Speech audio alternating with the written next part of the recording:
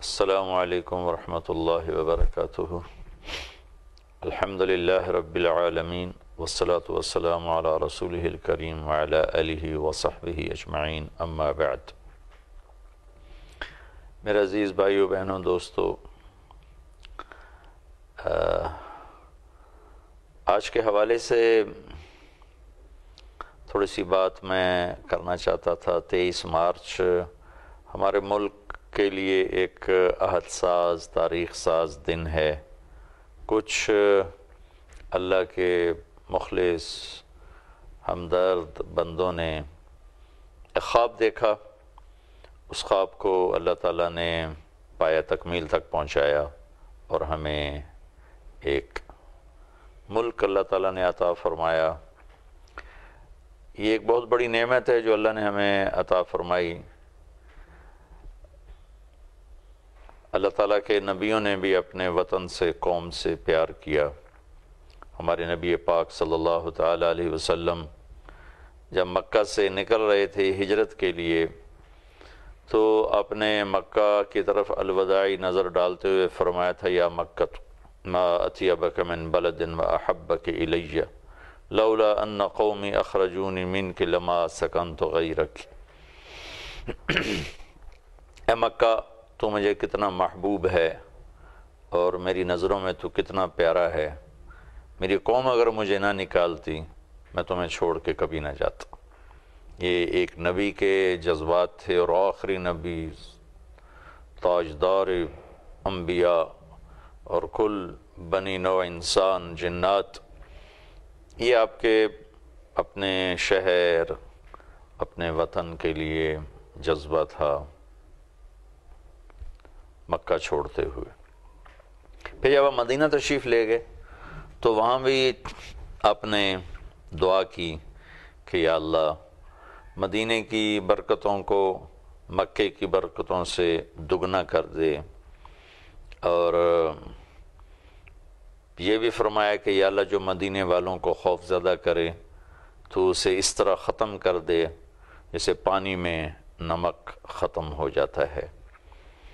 اور مدینے والوں سے پھر آپ نے یہ عہد کیا کہ المحیا محیاکم والممات مماتکم، کہ اب میرا جینا بھی تمہارے ساتھ ہوگا، میرا مرنا بھی تمہارے ساتھ ہوگا۔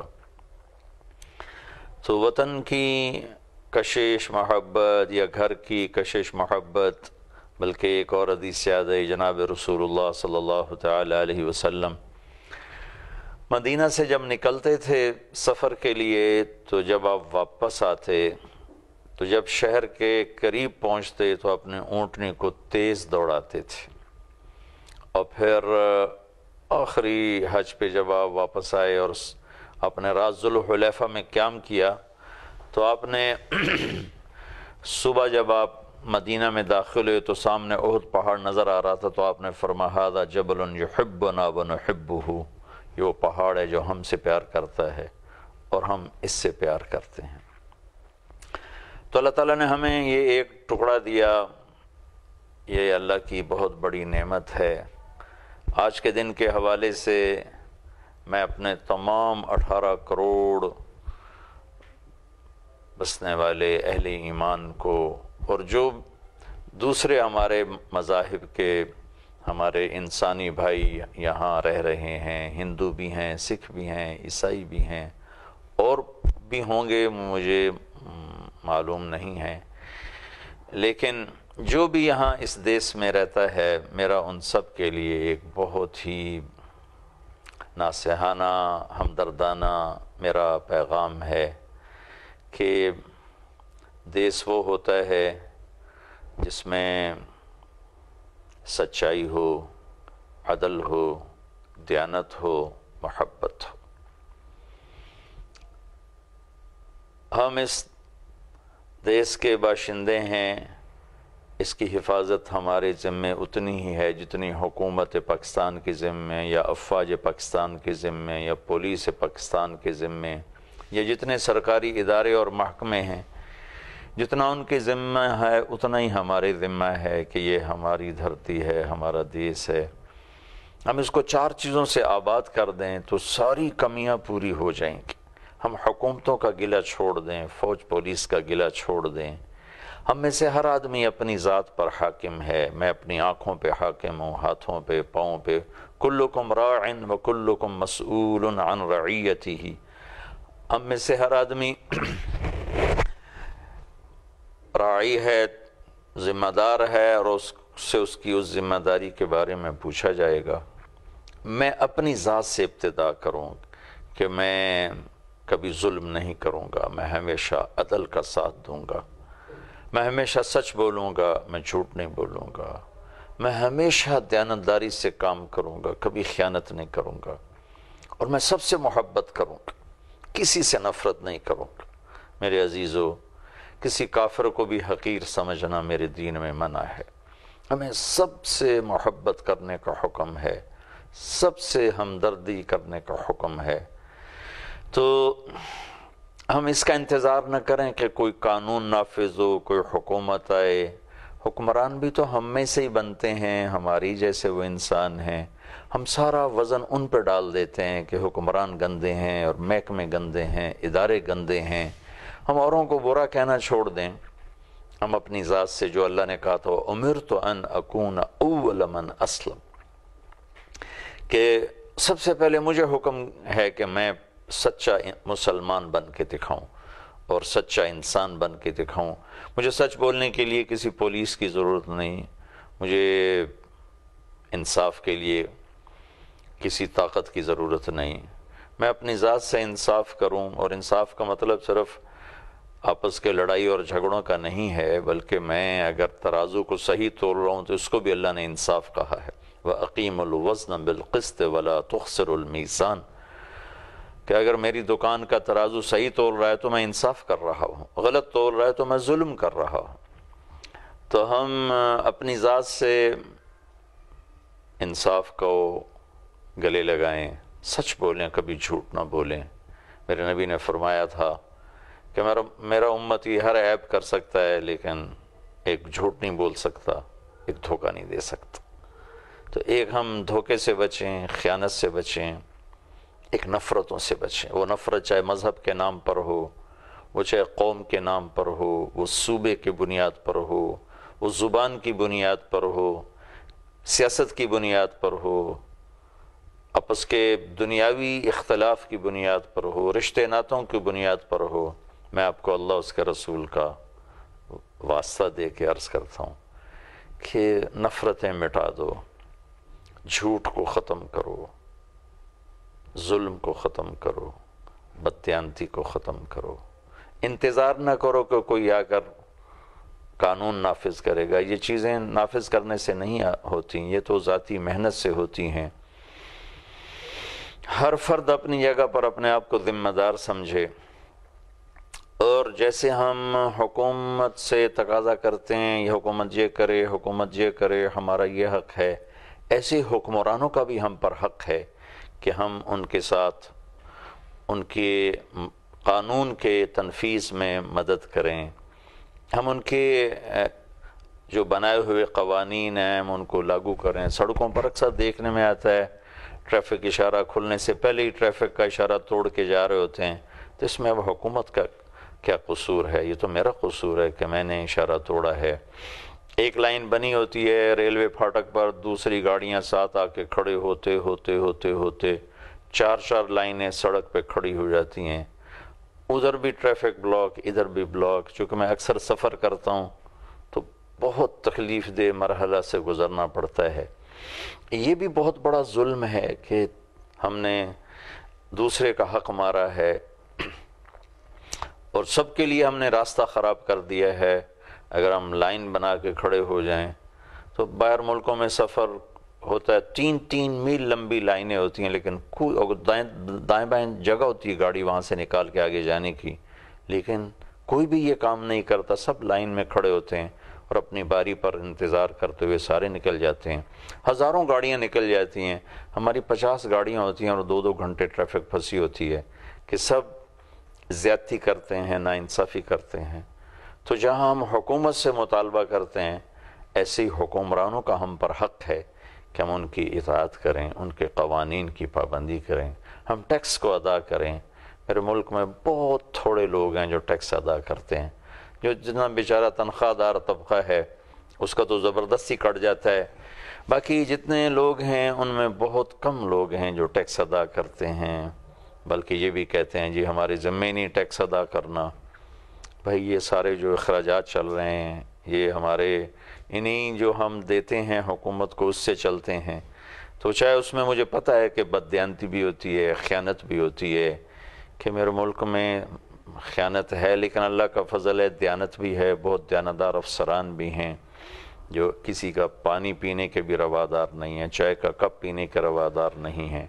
تو میں یہ نہیں سمجھتا کہ یہ ہم اس چیز کو عذر بنائیں کہ ٹیکس تو وہ بددیانت لوگ کھا جاتے ہیں، ہم کیوں ادا کریں، ہمیں ادا کرنا چاہیے.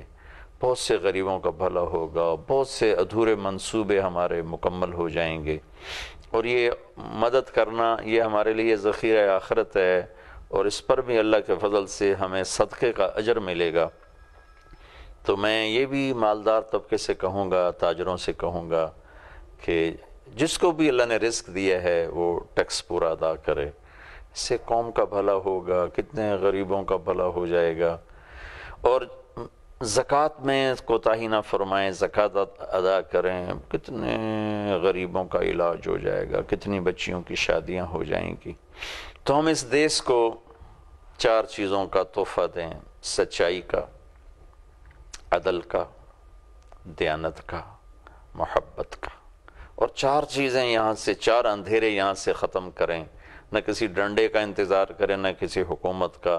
اپنی ذات سے شروع کر دیں.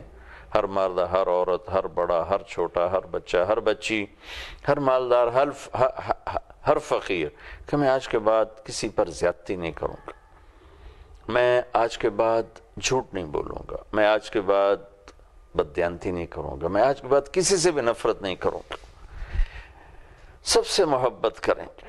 ہمیں گناہ سے نفرت کا حکم ہے، گناہ گار سے نہیں. خاص طور پر جو ہماری اس وقت مذہب کے نام پر نفرت ہے، اس نے ہمیں ڈبو دیا ہے. قوموں کو زوال باہر سے نہیں آتا، اندر سے آتا ہے. اور ہماری عادت یہ ہے کہ ہم کہتے ہیں فلاں کی سازش، فلاں کی سازش، فلاں کی سازش. اصل میں تو اپنے اندر زوال ہوتا ہے، اپنے اندر کمیاں ہوتی ہیں. تو میں آج کے دن کے حوالے سے اپنے تمام پاکستان کے بہن بھائیوں کو یہ درخواست کرنا چاہتا ہوں، عاجزانہ بھی، ہمدردانہ بھی، کہ ہم اپنے دیس میں سچائی کے پھول اگائیں، محبت کے پھول اگائیں، نفرتوں کو دفن کر دیں، جھوٹ سے نفرت کریں. میرے نبی کا فرمان ہے جب کوئی آدمی جھوٹ بولتا ہے تو فرشتہ 3 میل تک فرشتے بھاگ جاتے ہیں اس جھوٹ کی بدبو سے. اور آپ نے فرمایا اتقی دعوت المظلوم، مظلوم کی بددعا سے بچنا. مظلوم چاہے مسلم ہے، چاہے ہندو ہے، سکھ ہے، دہری ہے، عیسائی ہے، یہودی ہے، اگر وہ مظلوم ہے تو آپ نے کہا مظلوم کی بددعا سے بچنا کہ اس کے اور اللہ کے درمیان کوئی پردہ نہیں ہوتا، سیدھی اوپر جاتی. تو ہم عہد کریں، اپنی ذات سے شروع کریں، تو انشاءاللہ اس ملک میں بہت بھلائیاں ہیں. ہر وقت ہم نیگیٹو باتیں کر کے ہمارے جو ٹی وی ٹاک شو ہیں وہ بھی بہت زیادہ نا امیدی کی باتیں کرتے ہیں، مایوسی کی باتیں کرتے ہیں، جس سے اور زیادہ بددلی پھیلتی ہے. میں ان بھائیوں سے بھی کہتا ہوں کہ تاریک پہلو تو ہمیشہ رہے ہیں، ہمیشہ رہیں گے. جیسے رات ختم نہیں ہو سکتی، ایسے ہی تاریک پہلو بھی ختم نہیں ہو سکتے. ہم اجالوں کے انتظار میں وقت گھڑیاں گزارتے ہیں، گھڑیاں گنتے ہیں. تو ایسے ہی اجالے جیسے اندھیرے ہیں، اجالے بھی ہیں. تو میرے ملک میں اندھیرا بھی ہے تو اجالا بھی ہے. بڑے عظیم شخصیات بھی ہیں اللہ کے فضل و کرم سے، مردوں میں بھی، خواتین میں بھی، ہر جگہ پر، ہر شعبے میں. تو میں ٹی وی پروگرام کرنے والوں سے بھی کہوں گا کہ امید دلائیں، خوشخبریاں سنائیں، مایوسی کی بات نہ کریں، حوصلہ افزائی کی بات کریں، حوصلہ شکنی کی بات نہ کریں. محبت کو پھیلائیں، نفرتوں کو مٹائیں. اور خاص طور پر جو ہمارے صوبوں کی نفرت ہے، کبھی زبان کی نفرت ہے، اس کو ختم کر کے محبت کو پھیلائیں، آپس میں شیر و شکر ہونے کی کوشش فرمائیں، تو انشاءاللہ العزیز اللہ تبارک و تعالی ہمارے ملک کو جنت کا ٹکڑا بنا دے گا، آپس کی محبتیں پروان چڑھیں گی، تو باقی کمیاں وہ بہت حد تک کم ہو جائیں گی، بہت حد تک کم ہو جائیں گی۔ تو میں آخر میں اپنے پیغام کو خلاصے کے طور پر کہتا ہوں کہ 4 چیزیں زندہ کرنی ہیں، 4 چیزیں دفن کرنی ہیں۔ انصاف کو زندہ کرنا ہے، سچائی کو زندہ کرنا ہے، دیانتداری کو زندہ کرنا ہے، محبت کو زندہ کرنا ہے، ظلم کو دفن کرنا ہے، جھوٹ کو دفن کرنا ہے، دھوکے، خیانت، فراڈ کو ختم کرنا ہے، نفرتوں کو ختم کرنا ہے۔ میرے نبی نے فرمایا بشرا ولا تنفرا ویسرا ولا تعسرا، خوشخبریاں سناؤ، لوگوں کو دین سے دور نہ بھگاؤ، خوشخبریاں سناؤ، بشرا ولا تنفرا۔ نفرت عربی زبان کا لفظ ہے جس میں ہوتا ہے کسی سے آزردہ ہو کر، رنجیدہ ہو کر، کسی پر غصے ہو کر اس سے دور چلے جانا، اور اس سے کٹ کر اس سے دور چلے جانا۔ تو کہا ولا تنفرا، ایسی بات نہ کرنا کہ لوگ تم سے ناراض ہو کر کٹ کر دور ہو جائیں اور کہیں بھئی ایسا دین ہمیں نہیں چاہیے، ہم اس دین پر نہیں چل سکتے۔ میرے نبی نے فرمایا کہ اما انی لم ابعث بالیہودیت ولا النصرانیہ، میں رہبانیت لے کر نہیں آیا، ولکنی بعثت بالحنفیہ السمحہ، میں تو ایک صاف ستھرا آسان سہولت والا دین لے کر آیا ہوں۔ اور فرمایا ان اللہ شرع الدین وجعلہ سہلا سمحا واسعا، میرے اللہ نے تمہیں دین دیا ہے جس کو آسان کیا ہے، جس کو کشادہ کیا ہے، جس کو نرم کیا ہے۔ تو ہم نرمی پھیلائیں، محبت پھیلائیں۔ مولانا یوسف صاحب رحمۃ اللہ علیہ کی ایک بات یاد آئی، وہ عرض کرتا ہوں کہ بہت سی بے دینی دیندار پھیلا رہے ہیں اپنے مزاج کی شدت کی وجہ سے، سختی کی وجہ سے، کرختگی کی وجہ سے وہ شدت پھیلا رہے ہیں۔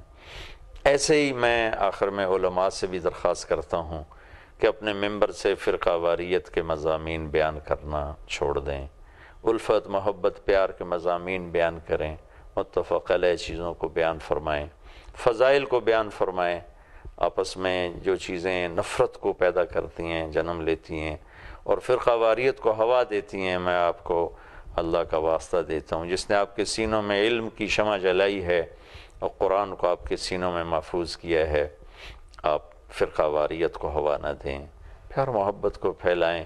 اختلاف رائے کے باوجود بھی محبت کے ساتھ رہا جا سکتا ہے، بلکہ محبت کرنا ہی فرض ہے۔